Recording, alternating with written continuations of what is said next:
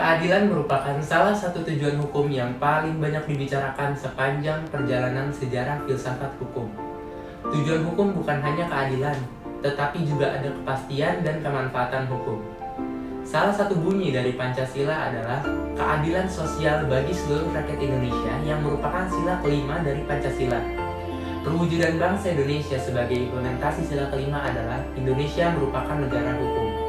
Hal ini tercermin juga dalam pasal 1 ayat 3 Undang-Undang Dasar Negara Republik Indonesia tahun 1945 yang secara tegas menyatakan bahwa Indonesia adalah negara hukum.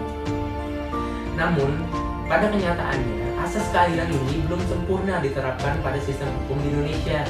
Proses penegakan hukum di Indonesia masih saja ada unsur diskriminasi pada pihak tertentu dalam penanganan kasus-kasusnya. Salah satu kasus yang bisa dijadikan rujukan sebagai contoh ketidakadilan hukum di Indonesia yaitu kasus korupsi bansos yang menjerat ex-Menteri Sosial Juliari Batubara yang melakukan korupsi dengan menerima suap sebesar 17 miliar dan digunakan untuk keperluan pribadinya. Namun sayangnya, vonis yang diberikan hakim kepada Juliari hanya selama 12 tahun saja. Cukup sebentar, bukan? Kemudian ada kasus lain yang bisa dijadikan acuan, yaitu kasus perundungan dan pelecehan yang dilakukan oleh beberapa karyawan di KP Pusat kepada salah satu karyawan selama beberapa tahun. Namun, kenyataannya korban mendapatkan tekanan untuk mencabut laporannya dan menyelesaikan kasus ini secara damai. Bahkan korban sempat diancam akan dilaporkan balik oleh pelaku dengan UIT karena menyebarkan identitas pelaku. Kemudian ada lagi kasus Nenek Asyani yang divonis 1 tahun penjara dan denda 500 juta. Nenek yang berusia 63 tahun ini didakwa mencuri 2 batang pohon jati milik perhutani untuk dibuat tempat tidur. Namun Nenek Asyani membantah dengan alasan bahwa batang pohon jati itu telah diambil dari lahannya sendiri oleh almarhum suaminya 5 tahun silam.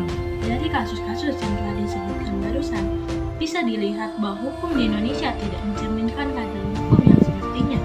Pemberian hukuman yang tidak setimpal membuktikan bahwa implementasi sila kelima masih belum dilakukan dengan baik. Selain itu, dampak dari ketidakadilan ini mengakibatkan terjadi ketimpangan. Rakyat yang sudah sulit makin kesulitan dan petinggi yang sudah kaya makin makmur dan melimpah. Oleh karena itu, permasalahan dalam penerapan keadilan ini harus ditangani secara serius. Harus dilakukan pembenahan terhadap regulasi dan peraturan yang dianggap memberatkan pihak tertentu.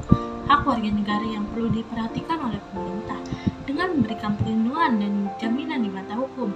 Tidak peduli warga negara tersebut merupakan rakyat biasa maupun pejabat yang memiliki kekuasaan. Pemerintah wajib memberikan pengarahan kepada masyarakat tentang langkah-langkah dalam memperoleh keadilan dalam proses hukum. Lembaga hukum yang bersangkutan juga harus berpartisipasi aktif dalam memberikan layanan kepada masyarakat dalam melakukan proses hukum. Selain pemerintah, masyarakat juga harus turut berpartisipasi aktif dalam bekerja sama dengan pemerintah. Ada 3 standar yang perlu dijadikan landasan dalam bekerja sama masyarakat dengan pemerintah, yaitu equal opportunity, equal distribution, dan equal liberty.